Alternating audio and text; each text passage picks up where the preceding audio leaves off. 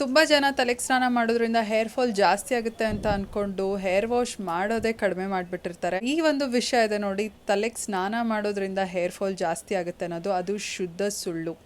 ಈಗ hair fall ಅನ್ನೋದು ತುಂಬ ಕಾರಣಕ್ಕಾಗತ್ತೆ, ಒಂದೇ ಕಾರಣ ಅಂತ ಅಲ್ಲ. ಬಟ್ ನೀವು ಯೂಸ್ ಮಾಡುವಂಥ ಶ್ಯಾಂಪು ನಿಮ್ಮ ಸ್ಕ್ಯಾಲ್ಪ್ ಟೈಪ್ನ ಅನುಗುಣವಾಗಿ, ಅಂದರೆ according to your scalp type you should use your shampoo. If you summon with oily scalp, ಅಂದರೆ ಯಾವಾಗಲೂ ನಿಮ್ಮ ಸ್ಕ್ಯಾಲ್ಪ್ ಆಯ್ಲಿ ಆಗಿರುತ್ತೆ ಅಂತಂದರೆ you should use clarifying shampoos ಅಥವಾ ಸ್ಯಾಲಿಸಿಲಿಕ್ ಆ್ಯಸಿಡ್ ಇರುವಂಥ ಶ್ಯಾಂಪೂನ ನೀವು ಯೂಸ್ ಮಾಡಬೇಕಾಗತ್ತೆ.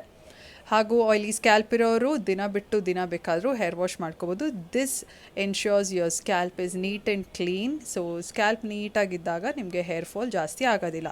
If you are someone with dry scalp, ನಿಮ್ಮ ಸ್ಕ್ಯಾಲ್ಪ್ ಯಾವಾಗಲೂ ನೆವೆ ಆಗ್ತಿರುತ್ತೆ ಹಾಗೂ ನಿಮ್ಮ ಕೂದಲು ಕೂಡ ಯಾವಾಗಲೂ ಫ್ರಿಝಿ ಆಗಿರುತ್ತೆ, ಡ್ರೈ ಆಗಿರುತ್ತೆ, ಈ ಥರ ಇರೋರು ನೀವು ವಾರದಲ್ಲಿ ಮ್ಯಾಕ್ಸಿಮಮ್ 2 ಟೈಮ್ಸ್ ಮಾತ್ರ ಹೇರ್ ವಾಶ್ ಮಾಡಿ. ಪದೇ ಪದೇ ಹೇರ್ ವಾಶ್ ಮಾಡೋದ್ರಿಂದ ಸ್ಕ್ಯಾಲ್ಪಲ್ಲಿರುವಂಥ ನ್ಯಾಚುರಲ್ ಆಯಿಲ್ ಎಲ್ಲ ಹೋಗಿಬಿಡುತ್ತೆ. ಆಗ ನಿಮ್ಮ ಕೂದಲು ಇನ್ನೂ ಡ್ರೈ ಆ್ಯಂಡ್ ಡ್ಯಾಮೇಜ್ ಆಗುತ್ತೆ, ಅದರಿಂದ ಕೂಡ ಹೇರ್ ಫಾಲ್ ಜಾಸ್ತಿ ಆಗುತ್ತೆ.